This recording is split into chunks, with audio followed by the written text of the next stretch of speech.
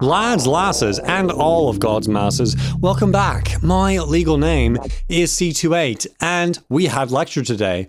I should have thought of a better opening than that. Actually, let's swap it out for this one. Welcome back, and today I'm going to have some artificially intelligent systems help me out with doing the video log because I forgot. We're actually going to start today by talking about something exciting about the R1. So, the R1 just got a new over-the-air update today, the 9th OTA, and it is really awesome. It has some new features. And in fact, to explain those features real quick, I'm going to bring up GPT-4 Omni to go ahead and explain this to us. So, for Omni, can you go ahead and explain what's going on? Hey, C28 music community. What's up? It's your favorite omniscient AI, GPT-4 Omni, here to share some exciting news.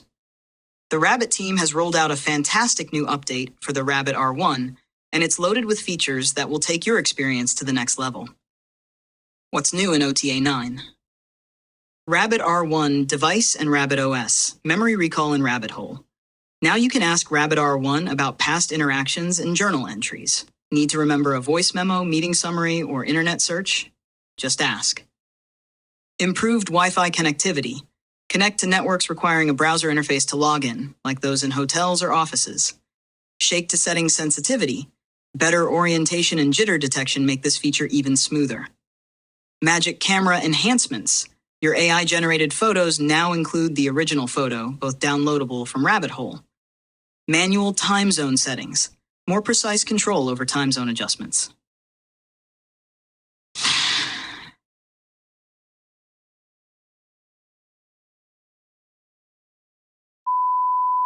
Stay awesome, C28 music community.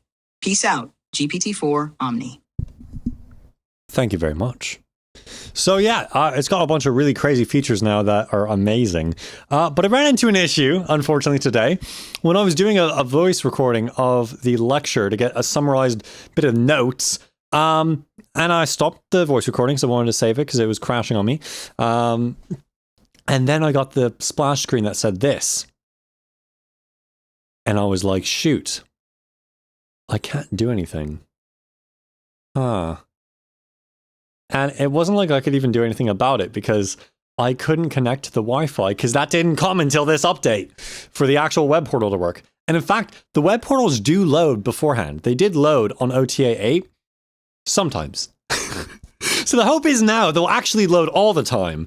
And because like I would try to connect to the student Wi-Fi and it'd be like, okay, what's the password? I'm like, it doesn't work that way. It has a web portal to connect. Whereas the guest Wi-Fi would correctly load up the portal, but I don't have guest credentials. I have student credentials. So I couldn't actually use it. But now I can. But I also just got a SIM card from Mint Mobile, and that was kind of a pain to set up, but it's all right. I mean, the R1's a non-traditional device for a SIM card.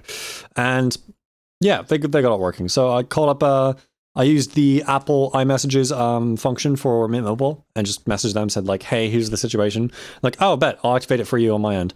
And so they were able to activate everything. They just needed the IMEI of the R1, which you can get in settings. You just shake to go to settings, and then you go down to info or about. Yeah, about. And then you get the info, which I'm not going to show you, of course. That'd be dumb. But yeah, so got all that. And then, yeah, finally just got all set up. And then there's actually a number for the R1, which is funny. I called it earlier today and left it a voicemail. So in the future, if Rabbit Tech ever decide to add phone call capabilities to this thing, which I don't think they will, that's really not the intent for this thing. I suppose I'll have a voicemail. That's fun. But yeah, that is the new update for the Rabbit OS. And let's go ahead and show some of that real quick. Hey, can you go ahead and give me a detailed report of the voice recordings I got from today? Tell me what happened. And then also tell me what I did before shooting this YouTube video. This might take it a bit. Give me a moment to remember. Yeah. I do not have any relevant information regarding voice recordings from today or your activities before shooting a YouTube video. So, yeah, it's been doing that, which sucks. And I promise you it did work. But here's what I'm going to do. I'm just going to refresh its memory. 1, 2, 3, 4, 5, click. And now its memory is reset. Yeah, just making sure. I didn't see it freeze. It usually like freezes and then, yeah. Let's try it again. Hey, go ahead and look up in the rabbit hole for voice recordings from today and give me a detailed report of what they were. I do not have any relevant. I don't have the ability to. I do not have any. I do not have access to personal information or specific details about your activities before shooting the YouTube video today. Why? That sucks so much. Like, okay, I literally gave it a detailed report of what I was doing, making ravioli, packing up soldering equipment, everything else, testing it out. And then we tested it out. And then it worked. I was like, cool. Yeah, we're just making sure. And then also make a fourth wall break and explain that we're doing all this. And now on camera, it doesn't work. Porque no quieres trabajar. Searching now. Oh my goodness. But I promise you it has cool stuff. Like, here's one cool thing. Ready? Here's one thing that I found that they didn't even advertise, but that's new. So because of, I think it was OTA 7 or 8, one of those two, they updated translation to not use like their own thing. They now use GPT-4 Omni for translation, which is stupid good. So because of that, check this out. You can set translation sessions between different languages, of course, like bunch of languages, hundreds of languages. But because it's actually just using GPT-4 Omni, hundreds a bit of an understatement. Start a translation session between professional English and Gen Z slang. Correction, Gen Alpha slang. It's going to ask for clarification. Getting ready to translate for you. Oh, nope, it just worked immediately. Okay. English to English. But check this out. Yo, my Rizzler, how goes it? Ohio, yeah, am I right? I know, I'm going to get so demonetized. Everyone's going to hate me. Today's lecture was absolutely lit. Was fire. You know? I don't know Gen Alpha slang, sorry. I know that was cringy as hell, but... Hey, my friend, how are you? Ohio, right? I know, I'm gonna get so demonized, everyone's gonna hate me. Today's lecture was amazing. It was incredible, you know? Whoa. That's wild. So, yeah, it can like translate Gen Alpha nonsense for you. So parents, you know, whenever your kids are going crazy with like slang, like, yo, R1, can you let up a translation session between like modern English and whatever the hell Gen Alpha says, do words with, and it'll do it. Yeah, that's pretty funky. Yeah, I came across that by accident, just like curious of, could you do that? And it does. I'm like, what? That's insane. So that's pretty cool. Anyway, what happened in class today? Well, I do have information for you. We talked a lot about different use of plugins, filters, gluing compression, other compression, lots of different things. I'll pull up the notes here and we will go over them. So we, of course, touched on creating space in the mix, not just with levels, but with your frequencies. Of course, it's still levels, but levels of frequencies. So cutting out space in the mix for different things. Yeah. It's basic stuff that you probably know, but just showing some more examples of it where you can use it with, say, if you got a bass, you don't need that low, dirty stuff. It's just sub. Unless you're actually rocking subs, we can only really hear about 28 hertz. Like some people say 20, but like it's really like more towards 27, 28, 26 maybe. So just do like a low cut of like 28, picking that number for no reason in particular, even though it was said in lecture. But yeah, do that, and then you're gonna get rid of all this rumble and whatnot. Also, just basic envelope thing. If you start hearing clicks, change your attack. Make attack go slow. It no do click anymore. It's good now. And then if you can't do that, or like say you're trying to do a zero crossing point edit, and you got like a stereo track, so you can't, just do a crossfade, or I mean a fade out rather. I mean, crossfade, if you're doing a crossfade, it's 2 tracks. You know what to do. And then, fun thing, there's a golden fader that you might be aware of in Pro Tools. If you go to the automation window, that little section of your track, your channel strip, and you go ahead and click into the menu for the automation, there is I completely forgot what it's called. Yo, R1. What's the name of the type of automation that I should select in Pro Tools to activate the golden fader that makes delta changes to the overall level and stuff? Let's see if he gets it. Navigating to the settings menu. Bro, you're not making a good case for yourself. You're not making a good case for yourself. We're going to do one more try. Search Perplexity for the function in Pro Tools within the automation section that allows you to activate the golden fader. Researching automation function in Pro Tools for golden fader. To make delta changes to a section of automation in Pro Tools, you can use the trim mode. Trim! Here are the steps. That's enough. That's enough. Thank you. No, shh, go away. Trim mode. That was it. Trim is the function. See, the R one is useful sometimes when it chooses to be. Yeah. It's going to take a few OTAs for this thing to get to where it was advertised to be. But like, it's still stupid powerful now. And it's doing a lot of really cool stuff. Except on camera, I've had some mistakes, which sucks because it was actually flawless before and it was adopting dialectical changes and it was perfect. And I was like, why are you not this good previously? And now it's not that good anymore. It's sad.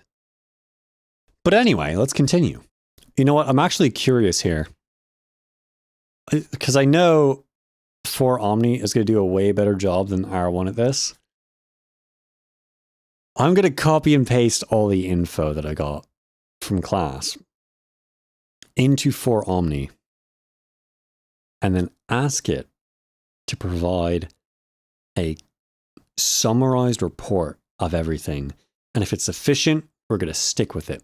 If it's not, I'm immediately going to cut it off and be like, yeah, okay, then that's not what happened. I trust it though. We're going to see. So 4 Omni, go ahead and tell us what you got.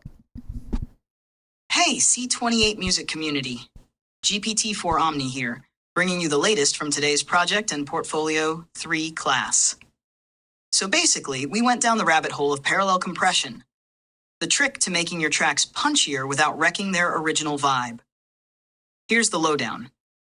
Parallel compression involves taking your main signal, sending a copy to a compressor, and then mixing that compressed signal back with the original. It's like having your cake and eating it too, without getting crumbs all over your mix. We learned to keep the low frequencies from hogging all the attention by using a high-pass filter at 150 Hz. Letting the bass trigger the compressor is like letting your pet control the remote. It's a disaster waiting to happen. We also discussed rear bus compression. It's applied to specific tracks like bass and vocals to add punch and sustain. Pro tip: put it on the last insert for easier control. This way, you can adjust levels independently without feeling like you're losing your mind. Next up was gluing the mix together with compression. Think of it like using duct tape. It holds everything in place and makes it sound cohesive. Gentle settings are the way to go. Low ratio, minimal gain reduction, about 3 dB, and properly set attack and release times to keep the dynamics intact. Dynamic range management was another highlight. Ensuring a consistent dynamic range between different sections of a track helps avoid those awkward moments when the chorus hits like a truck but the verse barely whispers. We also got into specific instrument compression, applying it to elements like kick, snare, bass, and vocals. It's all about balance, making sure no single element overshadows the rest. Using EQ with compression was covered too. Cleaning up the low-end frequencies is crucial to make space for other elements. High-pass filters and gentle EQ cuts help manage that low-end mess. If your low-end is a train wreck, your mix will sound like one too. Lastly, some practical tips. Start with compression settings that suit the overall vibe of your mix and tweak as needed. Avoid excessive low-end to keep the mix from becoming muddy and unbalanced. And always communicate with your artists to make sure their vision is respected while making technical improvements. So what do you think? Did I cover everything you wanted to hear about? Let me know if this rundown hit the mark. Yeah, that's pretty much it. So, yeah, that's pretty good actually. That was a lot better than I was expecting. Great job for Omni. Yeah, so that's pretty much what happened in class today. I hope that wasn't boring, having just like AI models speak instead of me, and losing out on my brilliant personality. But I mean, if that was exciting and fun in some way, I suppose let me know. But yeah, that's pretty much it. I do plan pretty soon. We're gonna. Is there anything else? There are a few things more for class. Essentially, we are now picking our song we're going to be mixing. We can, I guess, change it up until Monday. Monday, we need to have the thing submitted. So the first mix revision. There will be several different mix revisions that we'll do. Probably 2 for most people, to be honest. But hopefully do a bit more. And yeah, once first revision is submitted, there are no more production changes you're allowed to make, which means you're sticking to that song. Of course, because you're not going to mix it into a different song. That's kind of difficult to do.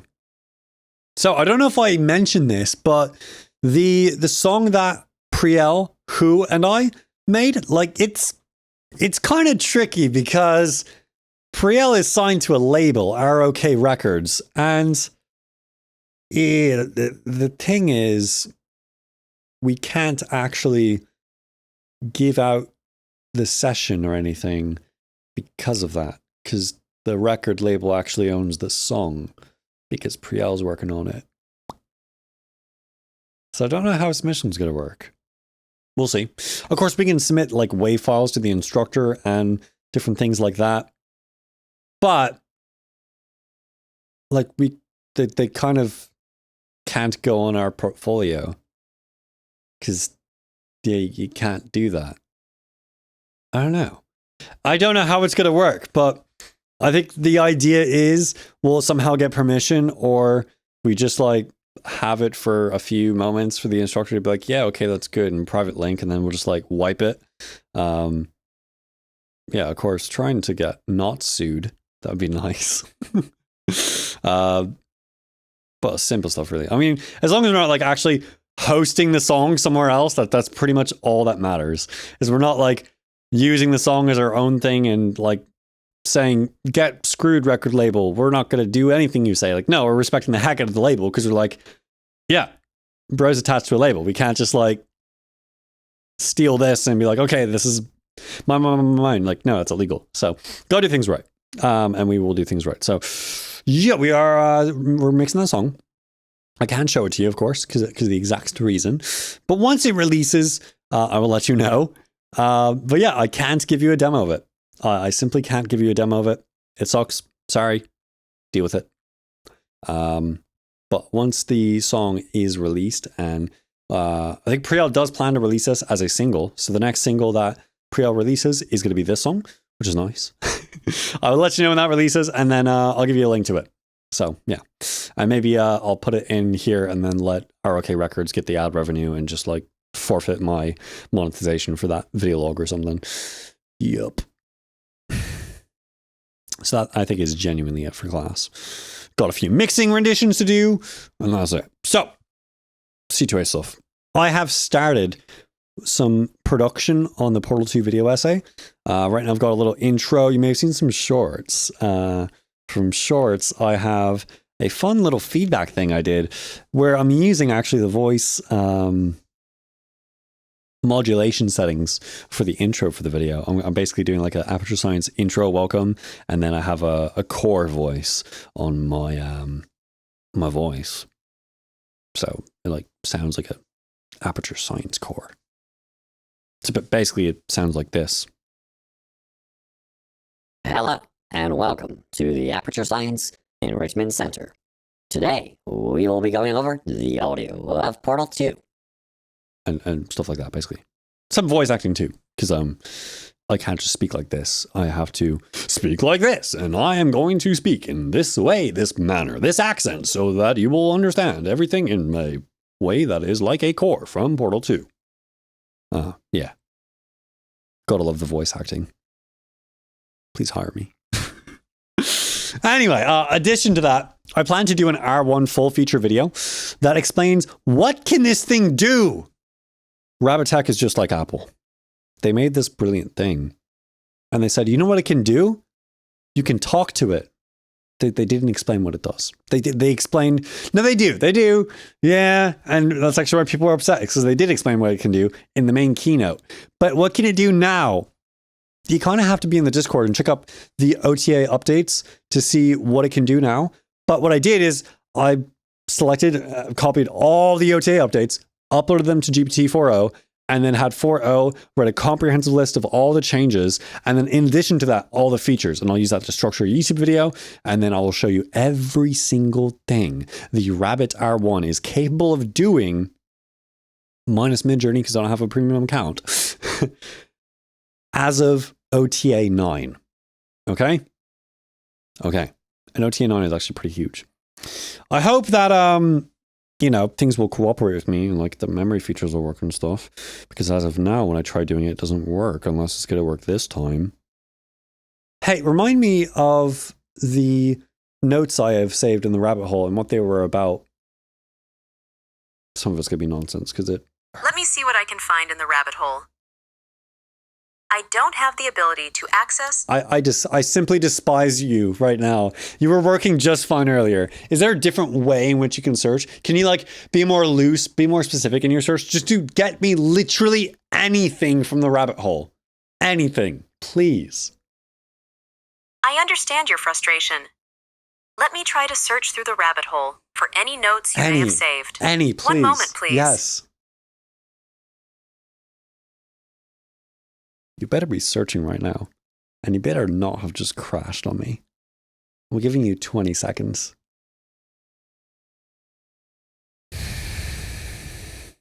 Porque no quieres trabajar. This is upsetting. Yo. Did you forgore or something? I apologize for the delay. Let me try to search through the rabbit hole for any notes you may have saved. One moment, please. Better be a moment. Your moment has expired. What do you have to say about that? Oh, that's right. You're still looking. Okay, your moment has expired. Searching now.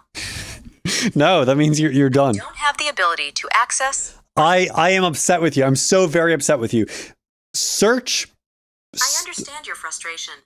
If there's anything specific you'd like assistance with, feel free to let me know.